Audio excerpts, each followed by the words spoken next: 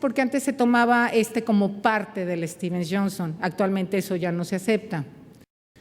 Las lesiones las vamos a distinguir porque son endianas, simétricas, recurrentes, ulceradas, máculas y púrpura, y se ha asociado a la coexistencia de Mycoplasma pneumoniae, citomegalovirus, HIV, Epstein-Barr, hepatitis C, influenza, el herpes virus 6, y con el uso de antirretrovirales, terfenadina, acitromicina, diclofenaco y piroxicam. Vean ustedes la lista.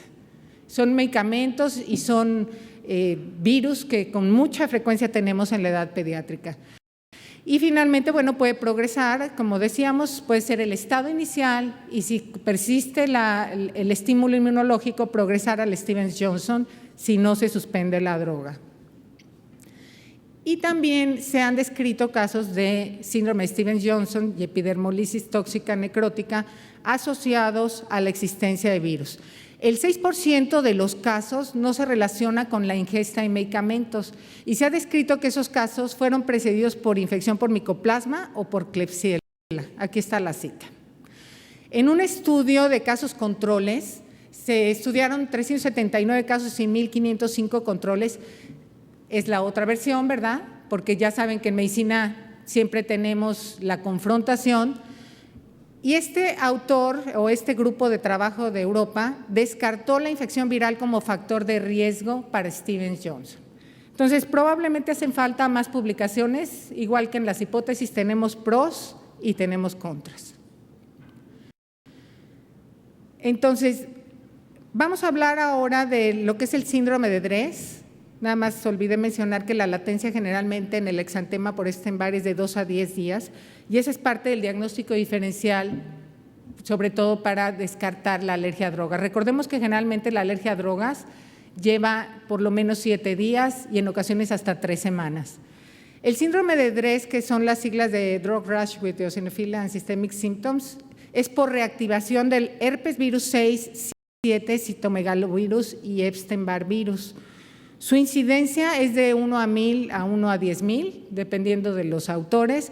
Tiene una mortalidad del 20% y esto es muy interesante. Algunos autores sugieren que existe no solamente reactivación de un solo virus, sino puede haber una reactivación secuencial de virus que semejan a la secuencia de reactivación que ocurre en la enfermedad injerto contra huésped. Y ahorita vamos a mencionar al final, casi al final, un poquito más de eso.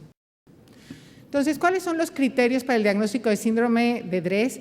Un exantema maculopapular que siempre se presenta después de 3 semanas de haber iniciado el fármaco, síntomas prolongados, aún después de haber suspendido el medicamento, sigue progresando la reacción, fiebre mayor de 38 grados, pruebas de función hepática o renales anormales, al menos una anormalidad en los leucocitos que puede ser leucocitosis, linfocitosis atípica o eosinofilia, linfadenopatía y reactivación viral, generalmente el herpes virus 6, pero como ya dijimos se puede asociar al 7, citomegalovirus, Epstein-Barr, HIV y virus de hepatitis A. Ahora, se requieren los 7 criterios para decir que tengo un síndrome de Dres completo, pero ya con 5 puedo hablar de un síndrome de Dres atípico. Existen en la literatura 5 reportes de síndrome de Dres en la edad pediátrica, asociados a fenitoína y el virus herpes 6, Kawasaki, aspirina y el virus herpes 6, cefixima, trimetoprim y el virus de la hepatitis A, nevirapina y HIV y carbamazepina y el virus 6. Este es un síndrome muy serio, entonces tiene relevancia que si alguno de ustedes ha visto un síndrome de Dres, pues lo publique, ¿verdad? Porque son noticias nuevas, sobre todo si solo hay 5 reportes en la literatura.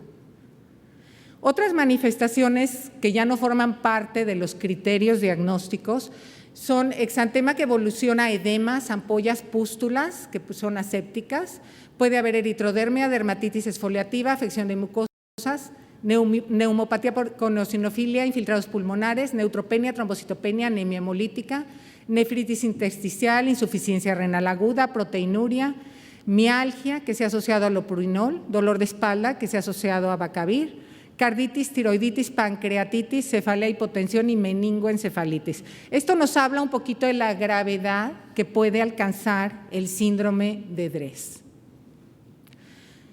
¿Cuál es la patogenia? Hasta el día de hoy no se conoce, todos son elucubraciones y la mayoría de los casos se han descrito en los japoneses y generalmente por este doctor. Entonces, tenemos en primer lugar la teoría del apteno, que ya dijimos que habla que es una teoría, que es una unión reversible, por lo tanto puede ir activando múltiples células T, un mismo apteno. Factores inmunológicos de activación de las células, y estas mismas dadas por la infección latente viral con reactivación y viceversa. Esto da esto y esto da esto. Todo esto favorece el síndrome de Dres.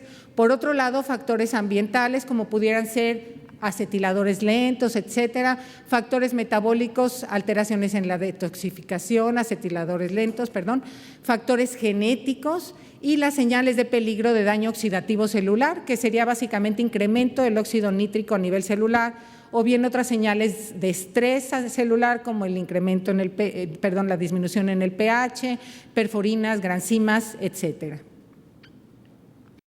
Entonces aquí tenemos en una biopsia donde se ve el infiltrado celular. Vean ustedes la diferencia en el síndrome de Dres, la cantidad de infiltrado linfohistocitario que tiene esta biopsia de piel. ¿Qué datos son útiles en el diagnóstico diferencial? Porque yo puedo decir, oye, es que esto parece Kawasaki o otra toxicodermia, ¿no? En primer lugar, dijimos que era un criterio mayor la latencia mayor de 3 semanas. Inicio con un exantema mormiliforme y fiebre 2 semanas después. Generalmente ya desapareció el exantema cuando el paciente inicia con la fiebre. No afecta ni manos ni mucosas, eso nos ayudaría a diferenciar un poquito el Kawasaki o de otros tipos de toxicodermias. Al suspender la droga, el paciente sigue empeorando. En el laboratorio vamos a ver eosinofilia, una disminución de todas las gamaglobulinas, pero el complemento es normal. Esto nos da la diferenciación con la enfermedad del suero. No hay artritis y no hay complejos inmunes circulantes. La linfocitosis correlaciona con la gravedad y con la afección de otros órganos. Hay linfocitosis atípica y en el 50% de los pacientes encontramos una IgG positiva para un virus o una PCR positiva. En la biopsia, cuando en los casos más graves que han evolucionado a ampollas o a pústulas, no encontramos daño epidérmico, no hay necrosis, y esto nos da el diagnóstico diferencial con el Stevens-Johnson y con la eritrodermia tóxica necrótica. Y en los ganglios vamos a encontrar una hiperplasia linfoide benigna. El diagnóstico diferencial ya dijimos Stevens-Johnson, pseudolinfoma, choque tóxico, septicemia, leucemias, colagenopatías, vasculitis, Kawasaki y infecciones virales. Para el tratamiento, suspender el fármaco causal, tratamiento de soporte, cuidado de la piel, corticosteroides sistémicos, interferón gamma y la N-acetilcisteína tiene un papel importante porque detoxifica, inhibe citocinas, inhibe expresión de moléculas de adhesión, la gamma globulina hiperinmune y otros inmunosupresores.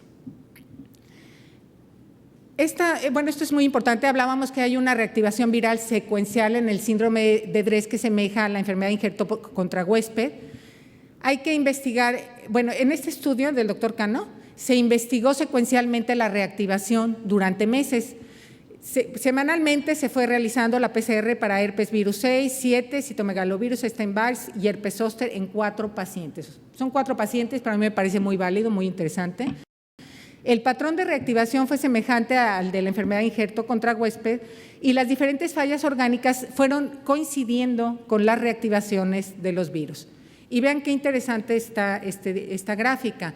Aquí tenemos la enfermedad de injerto contra huésped, cómo se van manifestando las reactivaciones de los diversos virus. Y aquí tenemos al síndrome de Dres, cómo se fueron en estos 4 pacientes reactivando secuencialmente los virus por esa activación y esa expansión que hay en la activación de los linfocitos T con los patógenos. Finalmente, ya para terminar, sabemos que el Helicobacter pylori tiene un efecto inmunomodulador. Por un lado, tiene una respuesta TH1 donde favorece una colonización persistente, y favorece la creación de nichos TH1, TH2. En un mismo nicho puede haber linfocitos TH1 y linfocitos TH2. Da una respuesta también TH2 con la formación de IgE específica y favorece autoinmunidad por mimetismo molecular. Por eso lo vemos asociado a urticaria crónica, púrpura trombocitopénica idiopática y también alergia a medicamentos. También sabemos que actúa como superantígeno porque da activación policlonal de células T que no depende de una